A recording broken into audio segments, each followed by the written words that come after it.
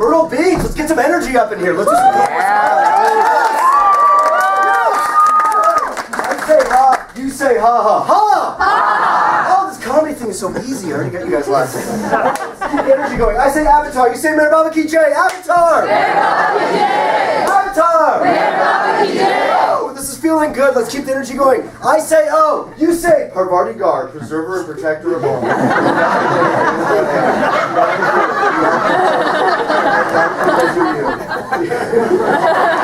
Without color, without expression, without attributes, you are unlimited and unfathomable. Most of you guys know the rest of it. Oh!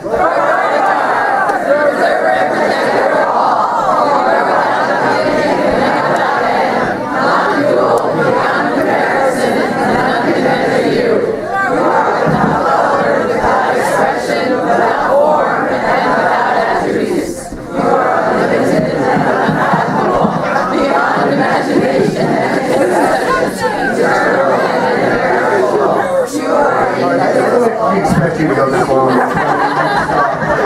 kind of had planned for you not to go that far, to pull the car, and make a few hilarious jokes about how bad you all are. That's fine. But I'm so happy to be here in Myrtle Beach. I love to play all the Baba Centers. I just got... no, it's great. It's awesome. It's a bit tiring. You know, the only chance you have to rest your head is on a chair and feel like that. But I did just get an opportunity to play Amartithi earlier this year, and I totally killed Word Choice, Thomas. Word Choice. And honestly, I think this is an honest space, and we can be honest here. It went pretty poorly. I'm not going to lie to you. It was pretty sparsely attended. They put me on at 3:30 in the morning, so only about 20,000 people showed up. It was humiliating. It was embarrassing. I thought I could draw better. And the thing that you often forget about Amartithi is that like 98% of all the people there don't actually speak English. Or so I told myself when I was dying on stage, you know, when I was walking, no man, no, you're hilarious, it's just them, they don't understand what you're saying. That's an excuse I can't use tonight, sadly. So yeah, it's true. I didn't do too well at Amartithi. I was totally dying up there. Excuse me, dropping my body up there. Excuse me, finishing my work to 100% completion and satisfaction up there. Word choice, oh! It can be frustrating. But I do love to be here in Myrtle Beach. Anyone, local Myrtle Beach people here who can yell? There we go. Yes. Yelling, that's what gets the crowd going. And I love coming here, except that it really emphasizes my sort of insanity. Because there's Baba things everywhere. There's Baba photos, there's Baba quotes, and whenever I see like a Baba quote or something, I always think, how do I twist this into a joke? You know, which is a terrible way to go through Baba. It's terrible because everyone else sees a Baba quote and they go, how can I use this to make my life better, to make me happier? How can I incorporate this into my life? And I think, what's my angle on this one? I'm the type of guy who sits in Baba's room and people are having moments, they're crying, they're sobbing, and I think, wouldn't it be hilarious if someone's cell phone went off right now? Beloved God, help us all to do-do-do-do-do-do-do-do-do-do-do-do-do-do. You know, I was just in the Daruba reading room, one of my favorite, any Daruba reading room fans here tonight? Yeah. In the top one of all reading rooms here. And there was a little brochure. It says, a mirage cannot quench your thirst. Now, normally this is about stopping drug use. You know, I think most people look at this and they think I shouldn't do drugs or something like that. I think, all right, got it. Commercial soft drink tagline, a mirage can't quench your thirst, but Baba Soda certainly can. And I think it stems from growing up in a Baba family. Any Baba kids here growing up in a Baba family? Maybe some currently struggling with that right now, potentially. And that was terrible. That sucked. I mean, let's be honest, this is an honest space. And it sucked because there were so many other things that the other kids had that we didn't. Things that I would have loved to have had, like sugar, for example. But Baba parents look at sugar like it's trying to date their teenage daughter. Get off my property, boy. Take your Thin Mints with you. Sugar's the devil's brand new. So we didn't have sugar, which would have been amazing, which would have been awesome. You know? I've never seen another carrot cake in my life. Don't get me started on carrot cakes, and we didn't have holidays, really. Because you get back from winter break, and your friends will say, oh my God, I got so many amazing Christmas presents. And some of your other friends might say, oh my God, I got 8 times as many Hanukkah presents, it's amazing. And they would turn to you and they would say, Matt, because inexplicably they call you Matt, also. And say, Matt, what did you get over winter break? And you'd say, well, I didn't get any Christmas presents. Criticism accepted. And I didn't get any Hanukkah presents. But in 7 months, I do get to keep silence for a day. So he didn't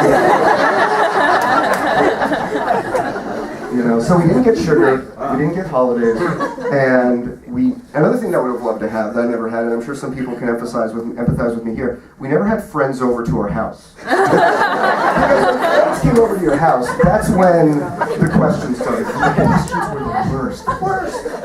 Who was the guy in all the photos? Who was this guy in all the paintings? And why do you have a life-size cardboard cutout of this guy? And you would say anything to not feel weird. Oh, it's Yanni.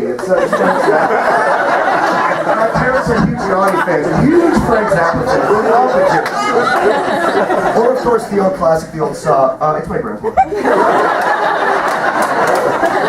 Yeah, they do have a lot of books written about my grandpa. That's true. And your friends would turn to you and they would say, again, Matt, I don't know why they called you Matt, but they called me Matt. I love my grandpa as much as the next guy, but why do you have a giant golden statue of him? That makes no sense. Also, it makes no sense because I've read all 20 volumes of Lord Mayhew and 4 out of 7 of the Game of Thrones books. I don't see that anywhere in there. I don't see Bob killing any dragons in there. I think I got so desperate, and this is an open space. This is honest. Can I be honest with you guys? All right. I think I said at least once, sometimes. Oh, that's Stalin. That's Joseph Stalin. Joseph Stalin. It didn't make me feel good. It doesn't make me feel good to admit it right now. And my friends are turning. You don't get the same response. Okay, that's disturbing. Unbelievably disturbing. But it's not a weird Indian religion, so I guess it evens out. So we didn't have sugar. We didn't have holidays. We didn't have friends over to our house. And we never had pop culture icons. Because people always want to have someone to look up to when they're growing up. Maybe the same ethnicity or the same religion. And I would never turn on the TV and hear, and the walk-off grand slam was hit by Behramji Bonds. Up next, on the E! Network, exclusive interview with Khorshid Kardashian.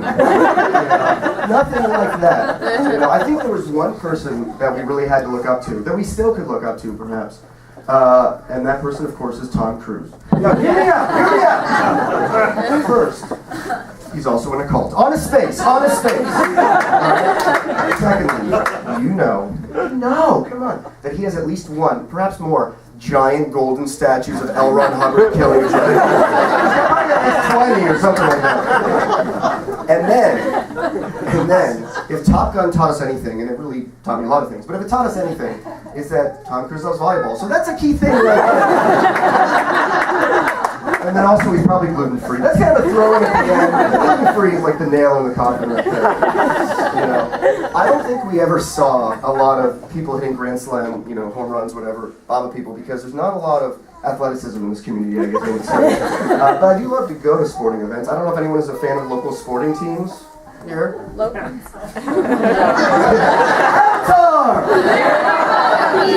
There we go. And the thing that some teams are doing now, my team's the Open Days, the things that they're doing now is the ethnic heritage night, like the Jewish heritage night. You need to go there, first 10,000 fans get A's yarmulke or something like that. And a food item. This is real. I always wondered, what would it be like if it was Baba Heritage Night or something like that? What would we get? I figure the first 10,000 fans would probably get a Baba head doll. Not a bobble head doll, but a Baba head doll. Although it'd still go like this, of course. That's okay, that's fine. And what's even better is that the last 10,000 fans get God realization. They're running late, so you know they're the real Baba.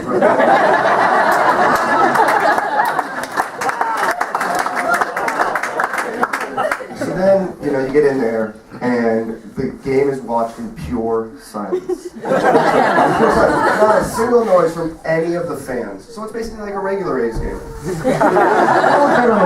play better on the West Coast. I still suck with it. And then, of course, finally, instead of the 7th inning stretch, they'd, of course, have the 7th playing stretch. Right? And you do like a full arty, but it wouldn't be like a regular, ball. It'd be a little bit different. It'd be like, take me out to the ballpark, take me out. Find me some peanuts and some Cracker Jacks. I don't care if I ever get that. Something.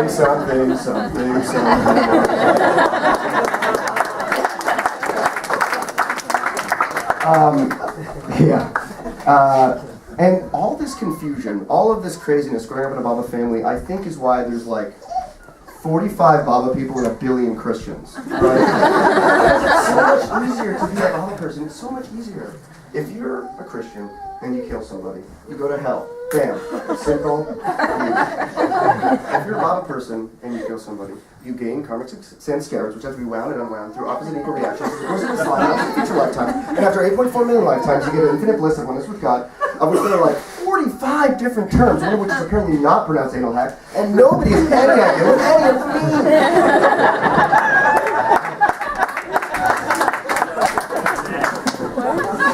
Which is why Christianity is like Apple and Baba's like the PC, right? Yeah. Like I said, with Christianity, you kill someone, you go to hell. It's super easy, right? User friendly. But with Baba, if you kill somebody, you're like, all right, well, I guess I gotta pull out the old user manual here. Let's see if we can find this. Is there like an index in here, or there's a chart? All right, here we go. Technical difficulties. In this way, but the tragedy is this, that as soon as the gross consciousness of the soul tends to reach the 0 point of equilibrium by gradually experiencing the predominant opposite impressions, it so happens that the consciousness of the soul invariably gets too engrossed. At this point, you're trying to figure out just what to do. Invariably gets too engrossed in experiencing the predominant opposite impressions, also by running from the police, and experiences them or exhausts them to such a degree that these predominant opposite impressions are now reduced, i.e., through experience, to such a level that those impressions which are overbalanced by the original predominant opposite impressions now become predominant, and a great disturbance of balance or equipoise occurs. Wherefore, consciousness, acting like the indicator at the fulcrum, swings or switches in just the opposite direction of its original experience. 40. Have you not memorized the first 40 lines? Your dad is a failure.